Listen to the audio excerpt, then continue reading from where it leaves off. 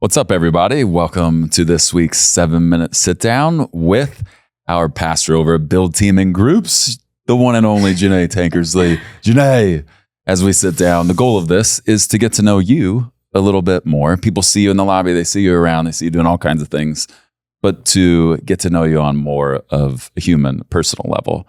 So tell us a little bit about you, your backstory. Oh man, where to start? Well, I'm from a small town in Arkansas. And when I say small, I mean 200 people small. Wow. Tiny town. You got to count everything. And my parents still live there. I grew up for, 10 years and then went off to college and ended up in Dallas at Christ for the Nations. Love it. And then got involved with a church right outside of college, Shady Grove Church, and ended up jumping in, started serving, really got a heart for worship. Got a heart for the nations. God just started planting all these seeds. And honestly, I didn't have a plan. Except for that I love the Lord. I loved people. I loved ministry. But besides that, I was like, I'm an adventure girl. Give me nature. Give me some trails. Give me the mountains. Give me people. I'm happy. Yeah. And I can just look back and see this weaving of the story of God just kind of like putting me in community, putting me in places with people to grow from. And my family's still all in Arkansas. I have 2 brothers and I'm not married. I'm still waiting on that season of life, but just have been trusting the Lord with how he has guided that path. And I ended up on staff at Gateway Church for about 8 years and then got a call 4 years ago. Just kind of this perfect timing of the Lord, him calling me to Arizona. And that was not here yet. Right. I was at another church. Tucson, with an amazing church down there. And I ended up, I was actually born in Arizona. So it was this like 360 coming back to my roots. Never thought I would be back in Arizona.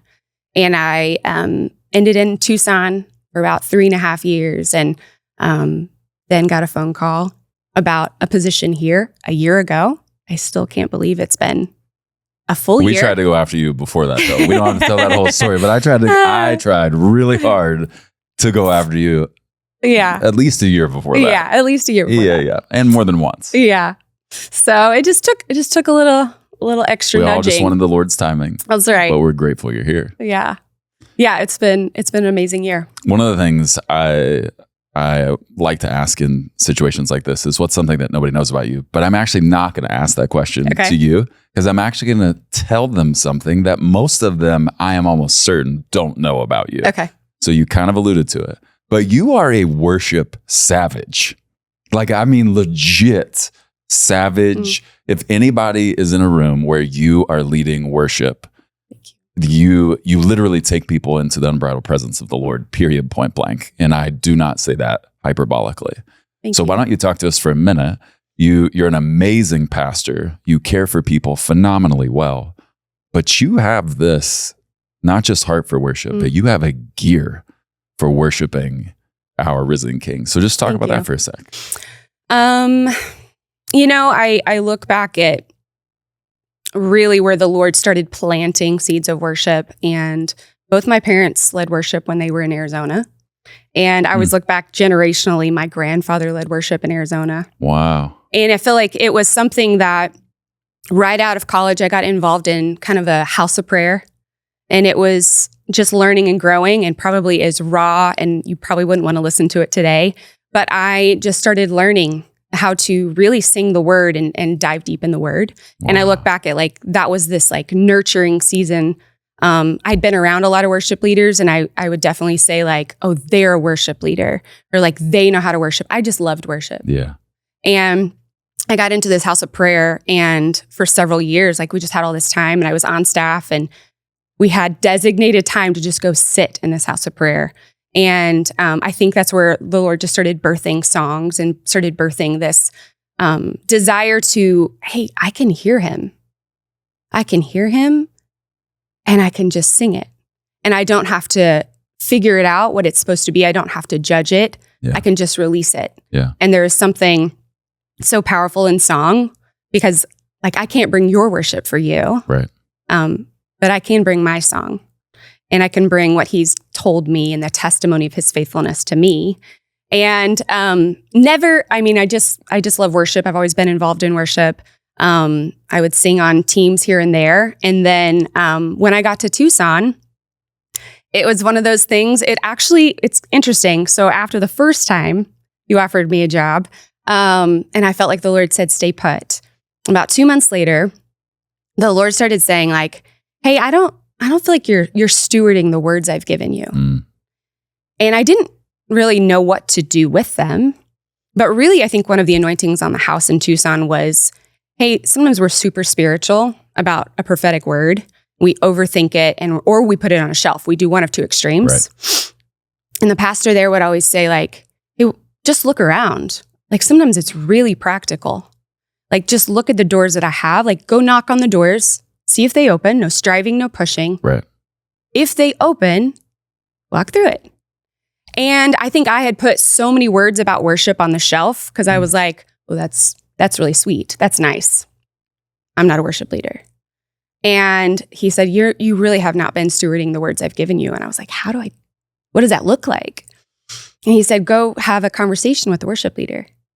And so I go just sit down and said like, hey, where would you need me? I don't know where I can, but I'm willing and I'd love to keep growing. And he was like, what are you saying? I was like, I don't know, whatever, And it ended up, I didn't know, but one of our campus worship pastors had just resigned. And it just was this like process. And it took me 3 months to be convinced to even step into this. Because I was just like, I don't have that skill set. I don't know how to do it. And what the Lord just kept saying is like, you know how to shepherd people. I'll teach you the rest. Wow. Like, what if you just say yes? Wow. And it was a little bit of torture, like it was probably awkward and clunky. And, at this point in life to feel like you got to break off a lot of pride. Yeah. Like I should know this or I should be farther along and go like, man, Lord, like you just stripped off a lot. And what I do know is your presence. Yeah. And if that's what I get to steward, then help me do it. Beautiful. So it's a wild ride and I love it. I love his presence. It's so fun. What's one of your favorite things, whether it's favorite food, like outside of the church world? What's one of your favorite things? Favorite things. I love adventure.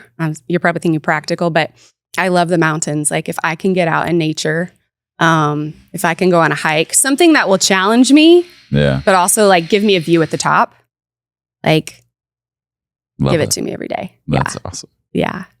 Last question. What's one of your favorite things about Pillar Church? I have a lot of favorite things. And it's hard to pick one. It doesn't have to be number one. Just one of your favorite Just one. things. Okay. There is a purity and a simplicity here that I've never experienced in church world. And part of that is being on staff, but part of that I see it. And it plays out into pace. It plays out into people having like just an ease about the way they get to come in and things aren't overly complicated. There's a purity in the way that we're seeking out how to do things. Things can change fast because we're following the Holy Spirit and he might change it tomorrow. And so it keeps all of us humble and open-handed, which is hard. Like we like to depend on our systems or, just like have a black and white, but that's really not very fun. Like going back to adventure. Yeah. So the purity and the simplicity of like, we get to just like connect people with God's heart. All the rest is icing on the cake, but I love it. Keep it simple. Well, we are all so grateful that you are here and you make here a much better place than it has ever been before. Thank you. On behalf of everybody, I just say thank you for all that you do to please the Lord in serving here at Pillar. Thanks for sitting down with us today. Yeah. Thank you. All right. We'll see you next week for the next 7-minute sit down. See you then.